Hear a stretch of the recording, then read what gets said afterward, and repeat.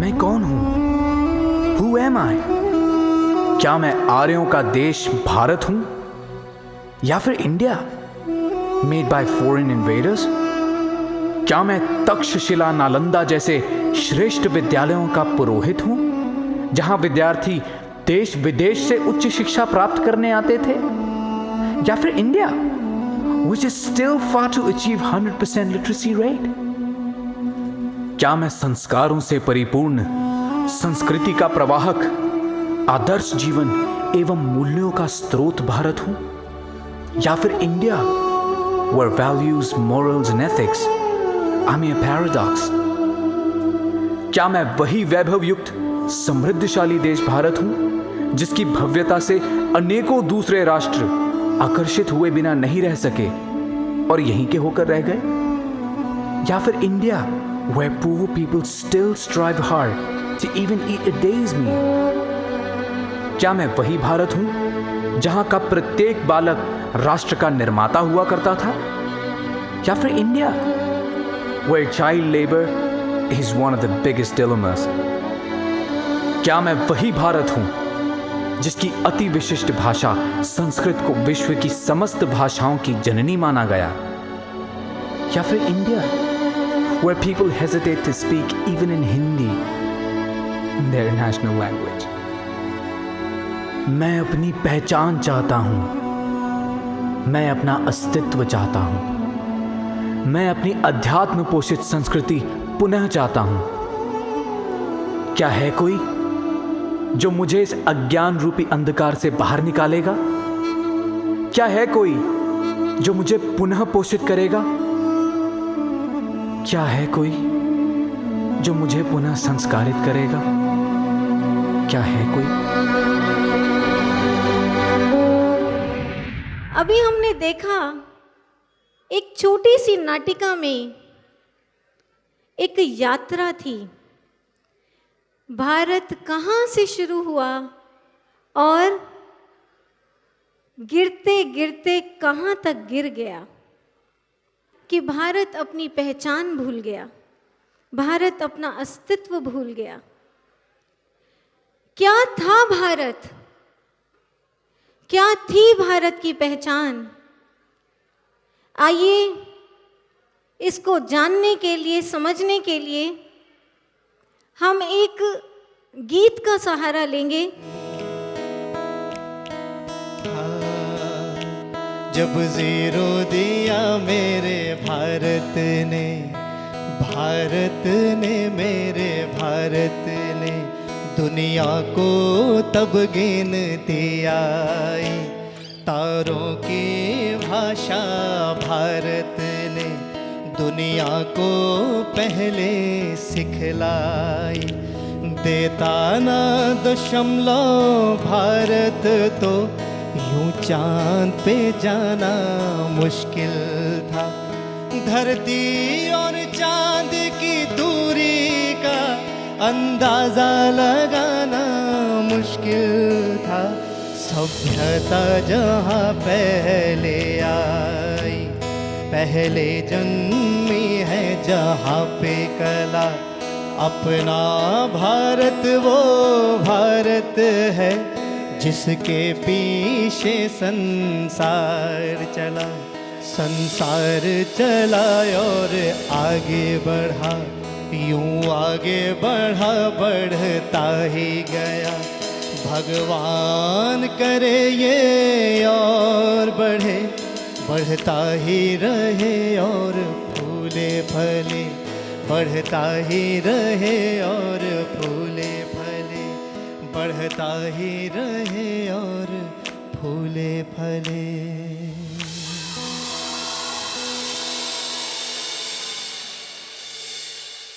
ऐसा था भारत का ज्ञान और विज्ञान। आज का जो वेस्ट है, जो पाश्चात्य देश हैं, जो आविष्कार करते हैं, इन्वेंशंस करते हैं, डिस्कवरीज करते हैं और उन्हें अपने नाम पर पेटेंट करा करा के खुश होते हैं। भाइयों और बहनों और बच्चों, आपको ये बताना चाहते हैं, उन सभी आविष्कारों को भारत ने हमारे के ऋषियों ने, मनीषियों ने, परम वैज्ञानिक महर्षियों ने आज से युगों युगों पूर्व इस भारत की भूमि पर पहले ही कर दिया था। हमारे गुरुदेव श्री आशुतोष महाराज जी, जिनका आप यहाँ पर स्वरूप देख रहे हैं, श्री महाराज जी हमेशा कहा करते हैं, What is modern to the West is ancient to India। जो पाश्चात्य देशों के लिए आधुनिक है, मॉडर्न है, वो भारत के लिए प्राचीन है, पुरातन है।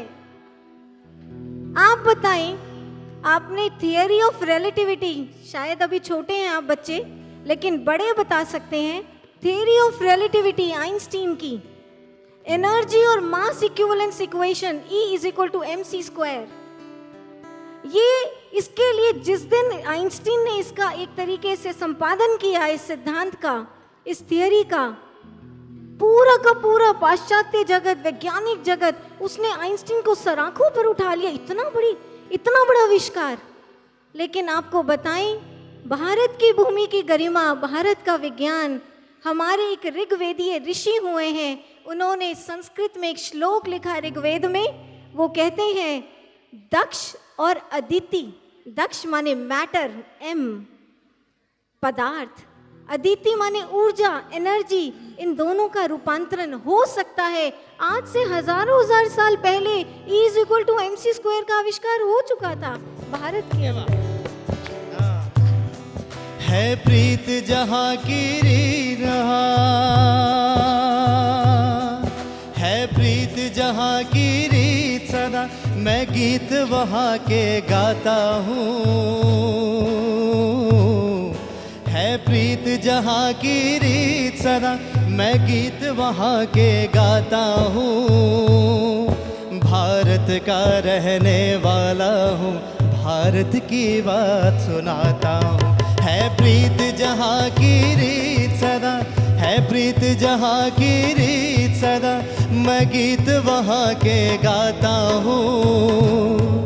भारत का रहने वाला हूँ, भारत की बात सुनाता हूँ। है प्रीत जहाँ की रीत सदा। हो हो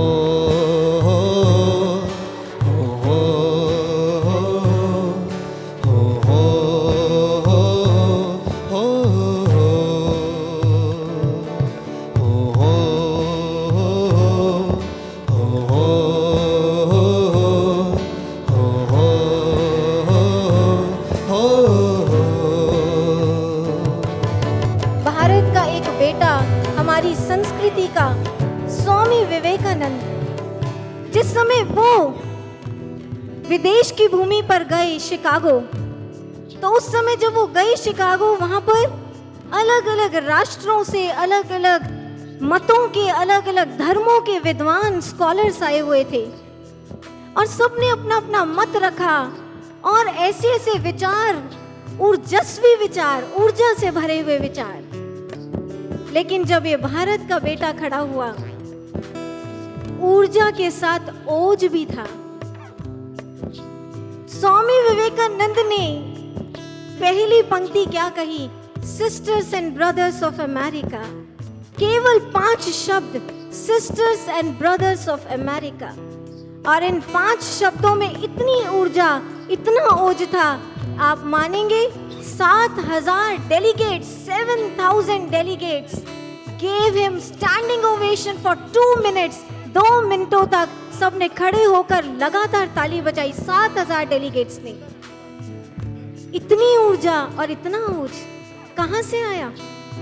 और जिस समय वो अपना भाषण देकर हटे, तो उस समय अमेरिका के युवा और जो युवती थे, कॉलेज के छात्र छात्राएं, वो इतने उनके कायल हो गए कि बायोग्राफीज बताती हैं विवेकानंद की कि वो डेस्क पर ऊपर चढ़ चढ़ के, जो सेमिनार के डेस्क लगे हुए थे, उसके ऊपर चढ़ चढ़ के उनसे मिलने, उनकी एक झलक के लिए दीवानों की तरह आगे बढ़ने लगे। तो उस समय अमेरिका की 2 वृद्ध महिलाएं जो बैठी थी, वो उस समय कहती हैं, आपस में बात करती हैं कि अगर ये जो स्वामी है, जो भारत से आया है, if he will bear this onslaught, he must be the son of God. अगर वो आज अमेरिका की इस दीवानगी को सह लेगा, अपना लेगा, तो सच में वो कहीं ना कहीं मैं मानूंगी कि वो ईश्वर का पुत्र है। ऐसा अभिवादन हुआ कि अगले दिन के अखबारों में छपा, A cyclonic monk has come from India. Bharat से एक ऐसा सन्यासी आया है जिसने अमेरिका में चक्रवात ला दिया है। कहने का मतलब ये है, भारत के हमेशा से भारत में ऐसी ऊर्जा और ओज रहा जिसने हृदयों को जीता है। और देशों में सम्राट हुए जिन्होंने फिजिकल बाउंड्रीज को जीता, जिन्होंने और देशों पर हमला करके, आक्रमण करके उनके भौतिक दायरों को जीत लिया। लेकिन हमारे देश में ऐसे परिव्राट हुए, ऐसे सन्यासी, ऐसे ऋषि सत्ताएं हुई और ऐसे राज ऋषि हुए जिन्होंने भौतिक सीमाओं पर विजय नहीं पाई, उन्होंने हृदयों को जीता है। ऐसा भारत और ऐसी भारत की गरिमा है जिनको हम अपनी अगली पंक्तियों में सुनेंगे। इतनी ममता नदियों को भी जहां माता कह के बुलाते हैं, हो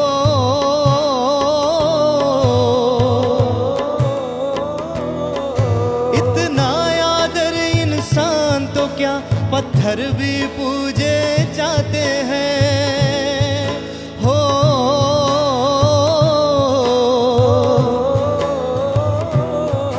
इस धरती पे हमने जन्म लिया, इस धरती पे हमने जन्म लिया, ये सोच के हम इतराते हैं। ये कैसा लगा ऐसे बोल के? हमने जन्म लिया, इस पे गर्व है, इस पे अभी जैसे सुना, अपने चर्चा सुनी, गर्व महसूस हो रहा है ना? तो चलिए फिर मिलकर गाते हैं।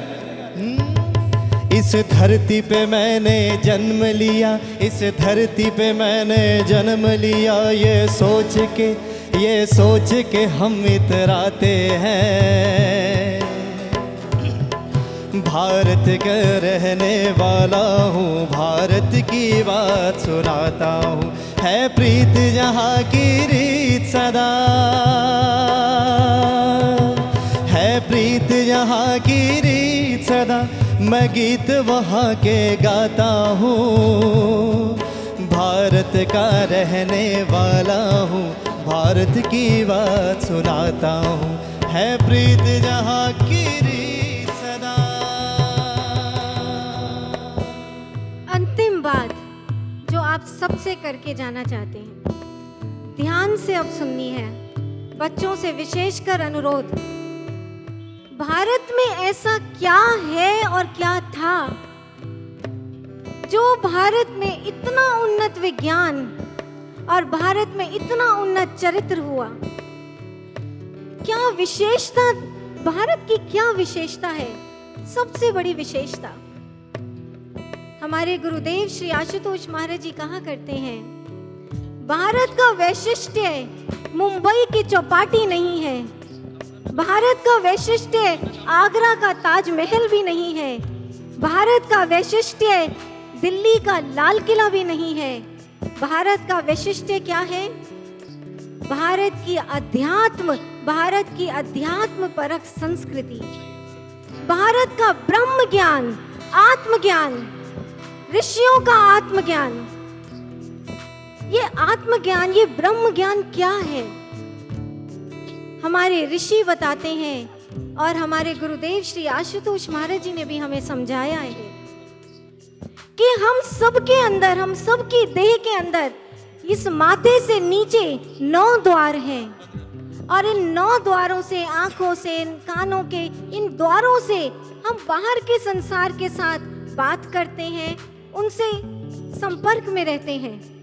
लेकिन इस माथे के ऊपर, यहाँ इस स्थल पर एक 10th द्वार है, 10th डोर, जिसे दिव्य चक्षु, दिव्य दृष्टि, शिव नेत्र, ये सब नाम दिए गए हैं।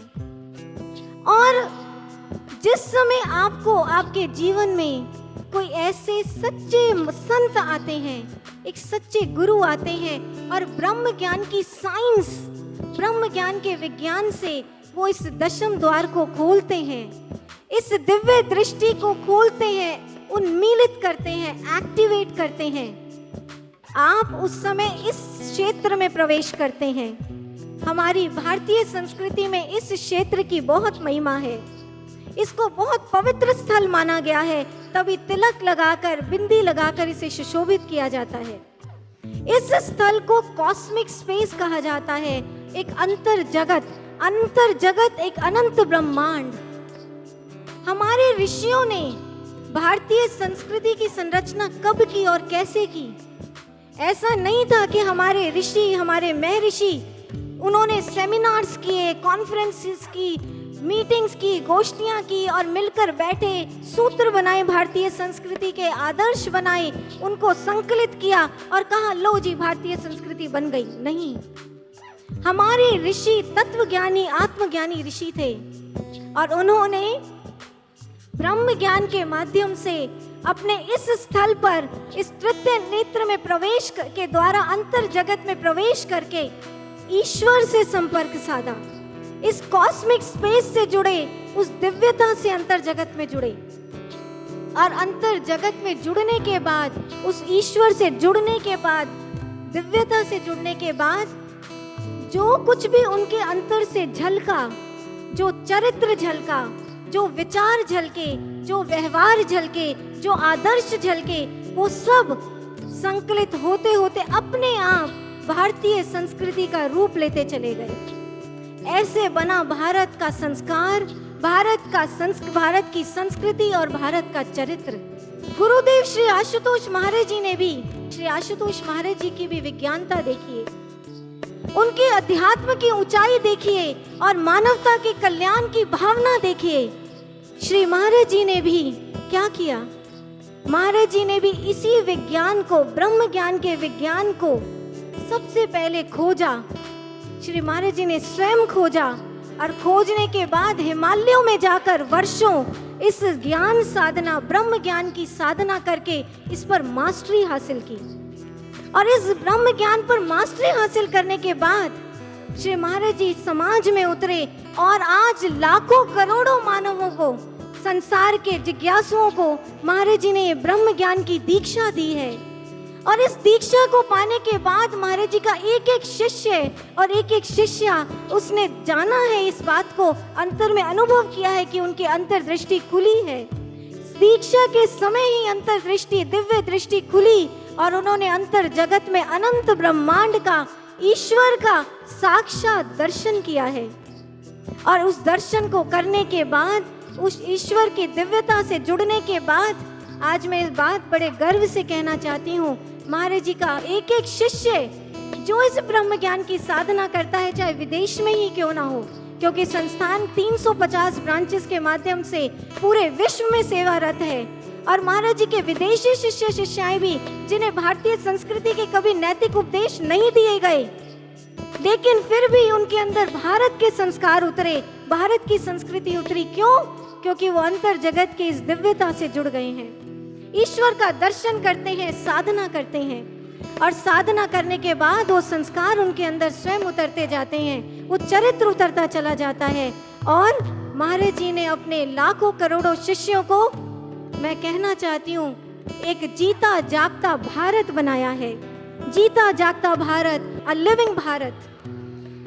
और आज दिव्य ज्योति जागृति संस्थान आप सभी का, जो पंडाल के अंतिम छोर तक वहाँ खड़े हैं, उन सबका आवाहन करता है, आप यहाँ आए इस दिव्य ज्योति जागृति संस्थान के तत्वाधान में। ये संस्थान का मंच ऐसा मंच है जहाँ पर शाश्वत ब्रह्म ज्ञान की विद्या की चर्चा की जाती है और चर्चा करने के बाद उसका प्रैक्टिकल एक्सपीरियंस, दीक्षा भी दी जाती है। गुरुदेव श्री आशुतोष महाराज जी के आशीर्वाद से ब्रह्म ज्ञान ही आज के इंडिया को पुनः भारत बना सकता है। आप भारत की महिमा जानना चाहते हैं तो उसको अंदर के जगत से जुड़िए, इस दिव्य स्थल से जुड़िए। आप भी भारत को अपने अंदर अनुभव करेंगे और औरों को भी इसकी प्रेरणा दे पाएंगे। अब चिंता की बात नहीं, यह तम जल्दी छट जाएगा। दिव्य ज्योति के दिव्य ज्ञान से उजियारा लहराएगा। मन की भूमि चहक उठेगी, जागेंगे फिर से संस्कार। ब्रह्म ज्ञान से बनेगा भारत, विश्व हृदय फिर से एक बार, विश्व हृदय फिर से एक बार।